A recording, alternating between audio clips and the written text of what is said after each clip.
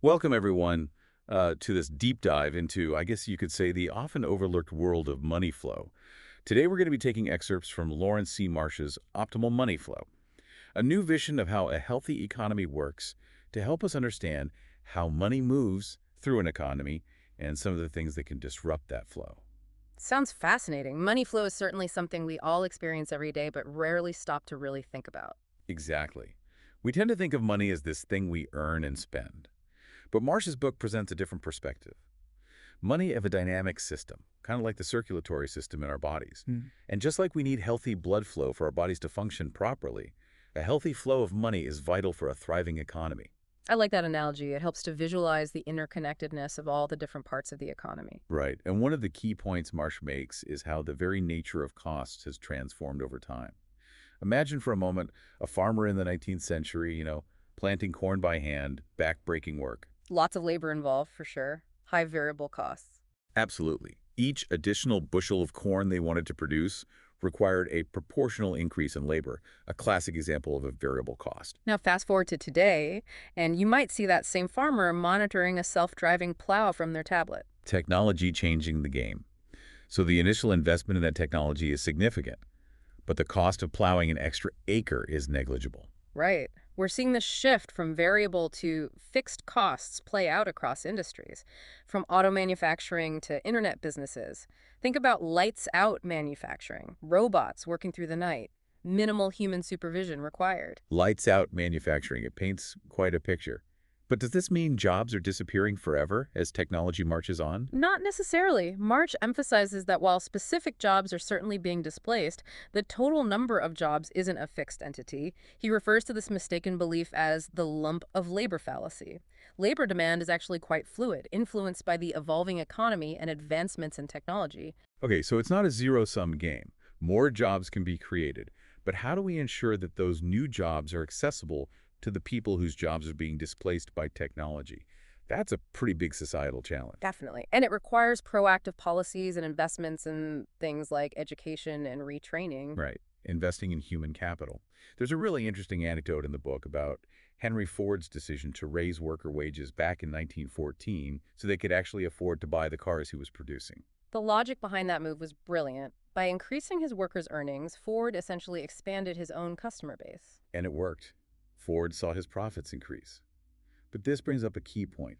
While actions like Ford's can benefit both the company and its workers, the book also explores the idea that individual businesses, driven by self-interest, might not always act in a way that benefits the entire economy. That's a common tension in economics, individual rationality versus collective well-being. For instance, no single company is going to want to bear the burden of raising wages or making huge investments in long-term sustainability if their competitors aren't doing the same. Right. They'd be putting themselves at a competitive disadvantage. Like, imagine a lake full of fish, a shared resource. Every fisherman benefits from a healthy lake, but each is incentivized to catch as many fish as they can, which could ultimately deplete the lake. A classic example of the common property resource problem, something that economists like Eleanor Ostrom and Oliver Williamson won Nobel Prizes for their work on. They showed how shared resources often get mismanaged unless there's some mechanism in place to prevent overuse. So if we think of the economy as this common property resource that benefits us all, who's responsible for safeguarding it? Who ensures that short-term gains don't lead to long-term disaster? Marsh posits that this is where government has a critical role to play. Okay, not to stifle free markets or anything, but to act as a steward of the overall economic ecosystem. Exactly, to create the conditions for sustainable prosperity. Marsh argues that government intervention is not always an impediment to free markets. In many cases, it can actually enhance their efficiency and fairness. Interesting. I'm curious to hear more about these instances where government intervention might be beneficial. Can you give us some examples? Well, consider insider trading. It's a classic example of asymmetric information where certain individuals have access to information that others don't, giving them an unfair advantage in the stock market.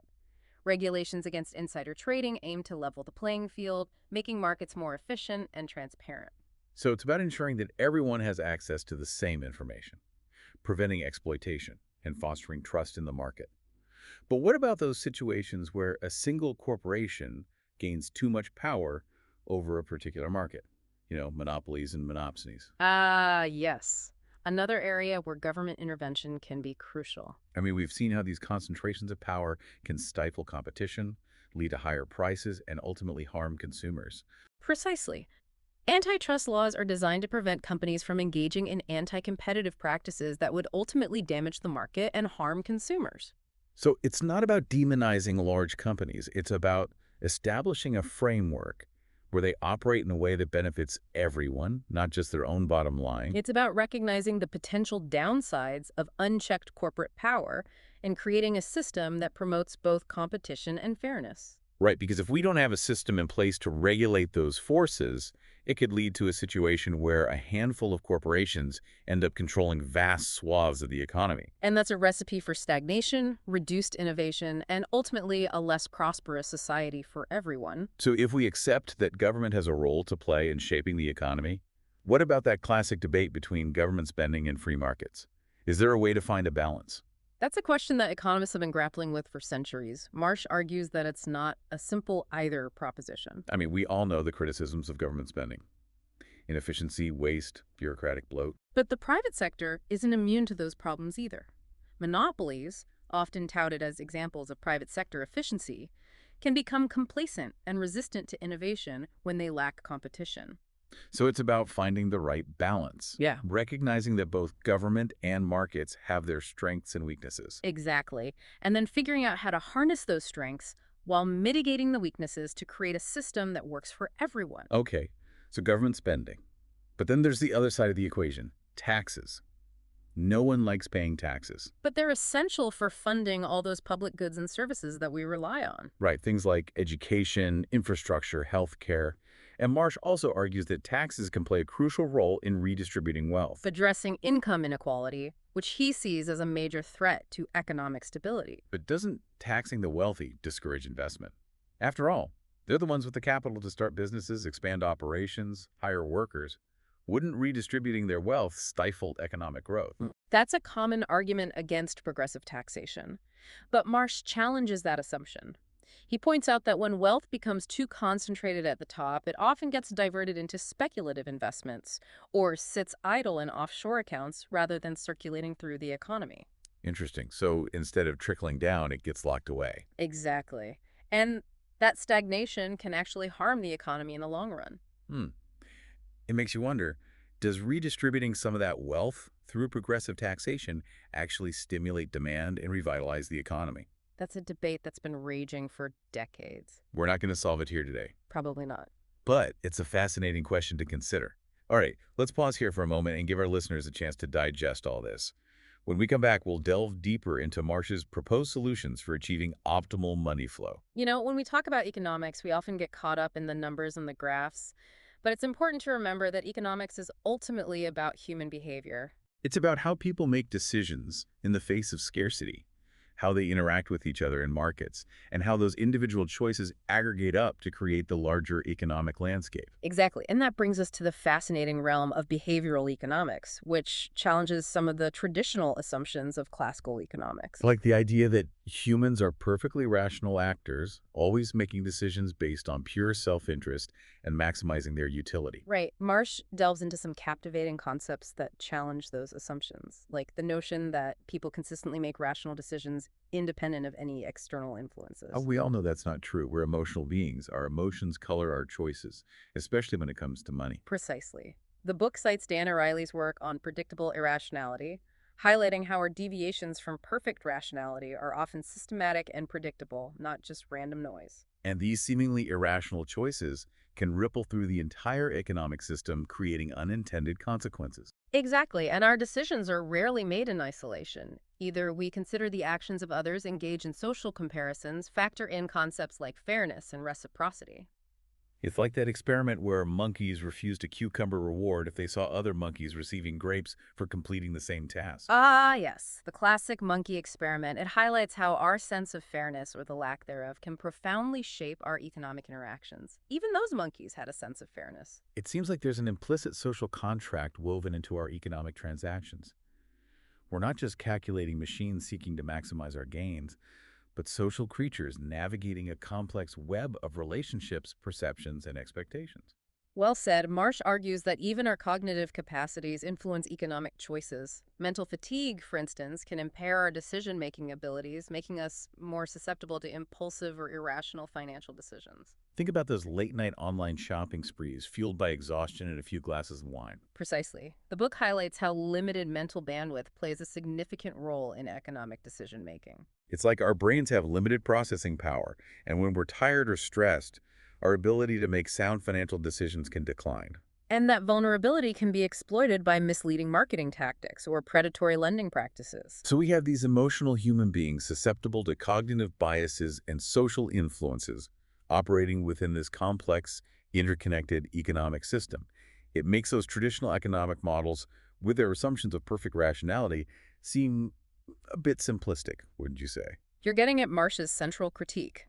He argues that mainstream economics often extrapolates from individual choices to predict outcomes for the entire economy without adequately accounting for those emergent properties that arise from interactions within complex systems. It's like trying to understand the behavior of a flock of birds by studying a single bird in isolation. Exactly. The interactions and feedback loops within the system create patterns and behaviors that can't be predicted by simply analyzing the individual components. It reminds me of the paradox of thrift, where everyone trying to save more during a recession can actually worsen the economic downturn. Precisely because reduced spending leads to lower demand, which can further depress economic activity. It's counterintuitive, but it highlights the pitfalls of applying individual logic to a complex, interconnected system. So how do we move beyond these simplistic models and develop a more nuanced understanding of the economy? That's where Marsh introduces his money flow paradigm, which centers on understanding how money circulates throughout the economy, recognizing that a healthy flow is vital for the well being of all participants, not just those at the top. So it's not just about how much money is in the system, but how it's moving, how it's distributed, and how those flows impact different groups within society. Precisely. It's about understanding the dynamics of the circulatory system rather than just measuring the volume of blood. So if this money flow is so crucial, how do we ensure it's flowing in a way that benefits everyone? That's where government policies and interventions come into play. Remember Marsh's argument that government is not an external meddler, but rather an integral organ within a healthy economic system. It has a crucial role in shaping those flows. Right. He's urging us to rethink that often contentious debate between free markets and government intervention. It's not an either proposition, but rather a balancing act, finding the right mix of market forces and government guidance to create a system that works for everyone. So in some cases, government intervention can actually enhance the efficiency and fairness of markets. Precisely think about regulations against insider trading. They aim to level the playing field in the stock market, ensuring that everyone has access to the same information. Right. It's about preventing exploitation, fostering trust, and making markets more transparent and efficient. But what about situations where a single corporation gains excessive dominance over a particular market?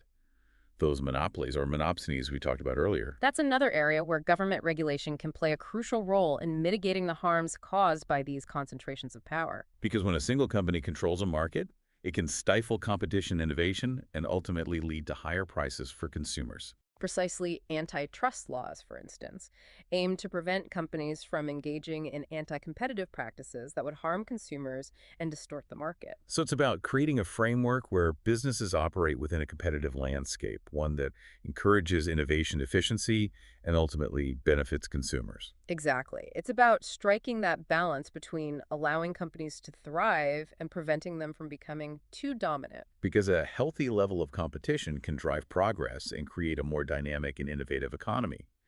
But if government's role is to help maintain this healthy circulation of money, what tools are at its disposal besides breaking up monopolies or regulating industries? Well, one of the key levers is fiscal policy government spending on public goods like infrastructure, roads, bridges. Public transportation can have a stimulative effect on the economy. Right, those investments create jobs which generate income that then flows through the system. Exactly. And the people who get those jobs then spend their earnings further amplifying the economic impact. It's like a ripple effect. And those government investments in areas like education and scientific research can have long-term payoffs by fostering innovation and creating the foundation for future economic growth. Investments that the private sector often underfunds due to their long time horizons and uncertain returns. But what about the argument that government spending is inherently wasteful and inefficient? It's a common critique, but Marsh argues that while instances of government inefficiency undoubtedly exist, the private sector is hardly immune to waste and mismanagement.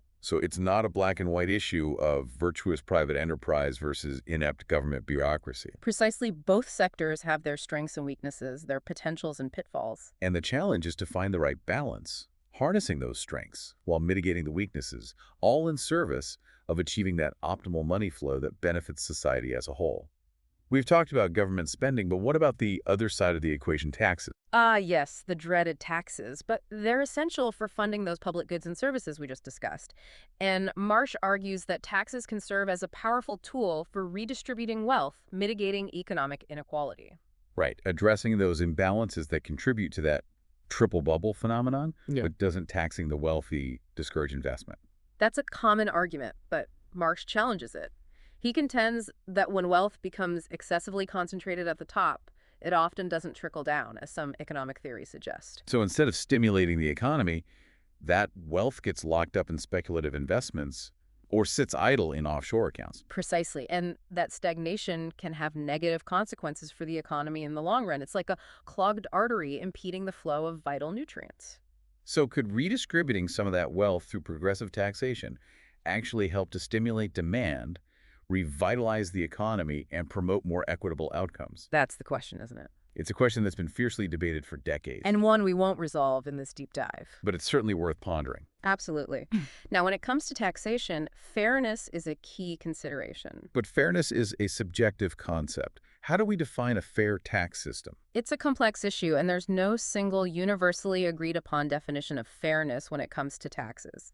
But Marsh emphasizes the importance of closing tax loopholes that disproportionately benefit the affluent and ensuring that the tax burden is distributed progressively across income levels. So the idea is that those who can afford to pay more should contribute a larger share to the collective good. Exactly. It's about ensuring that everyone pays their fair share regardless of their income or wealth, and that sense of fairness is crucial for maintaining social cohesion and stability. Because when people perceive the system as rigged or unjust, it breeds resentment, erodes trust, and can ultimately undermine economic well-being.